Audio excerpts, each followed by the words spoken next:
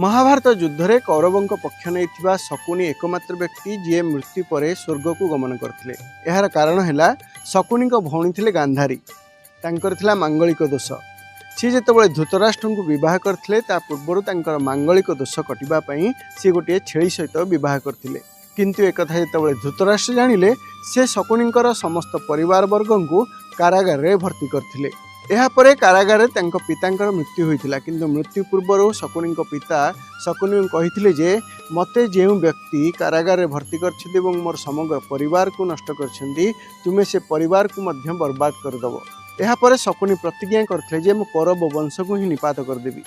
मृत्यु पूर्व शकुनी पिता शकुनी को कही जे हे शकुनी मोर मृत्यु पर तुम्हें मोर हाड़े 3टी पशा काठी तैयारी करिवो, जहाँकि संपूर्ण तुम नियंत्रण में रहिबो एवं तुम्हें से पशा खेली कौरव मान निपात कर। यही पशा काठी द्वारा ही शकुनी कौरव एवं पांडव मान भितर पशा खेल में कौरव मान जिताई और पांडव मान हराई वनवास को पठाई एवं महाभारत युद्धर सृष्टि से ही आरंभ होता। तापर कौन है आपण मैंने समस्ते जानती किभली पांडव मान पक्ष नहीं श्रीकृष्ण समग्र कौरव वंश को ही निपात करते एवं जितेबाला शकुनी मृत्यु होता से जमराज स्वर्ग को नहीं जाते, कारण शकुनी निजर पितृधर्म पालन सहित पितांकर वचन को रक्षा करने महाभारत युद्धर सृष्टि करथिले। सेथिपई से मृत्यु पर स्वर्ग को गमन करथिले। महाभारत युद्ध रे कौरवों पक्ष नहीं शकुनी एकमात्र व्यक्ति जी मृत्यु पर स्वर्ग को गमन करथिले। यार कारण है शकुनी भौणी थे गांधारी, तांकर मांगलिक दोष। सी जिते धृतराष्ट्र को बह करते पूर्वर मांगलिक दोष कटापी सी गोटे छेली सहित बह करते, किंतु एक जो धृतराष्ट्र जानिले से शकुनी समस्त परिवार वर्ग को कारागार रे भर्ती करते।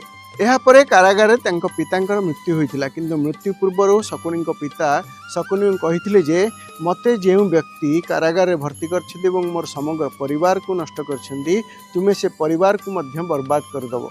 यापर शकुनी प्रतिज्ञा करते जे मो कौरव वंश को ही निपात करदेवी। मृत्यु पूर्व शकुनी पिता शकुनी को कही जे हे शकुनी मोर मृत्यु पर तुम्हें मोर हाड़े 3टी पशा काठी तैयारी करिवो, जहाँकि संपूर्ण तुम नियंत्रण में रहिबो एवं तुम्हें से पशा खेली कौरव मान निपात कर। यही पशा काठी द्वारा ही शकुनी कौरव एवं पांडव मान भितर पशा खेल में कौरव मान जिताई और पांडव मान हराई वनवास को पठाई एवं महाभारत युद्धर सृष्टि से ही आरंभ होता। तापर कौन है आपण मैंने समस्ते जानती किभली पांडव मान पक्ष नहीं श्रीकृष्ण समग्र कौरव वंश को ही निपात करते एवं जितेबाला शकुनी मृत्यु होता से जमराज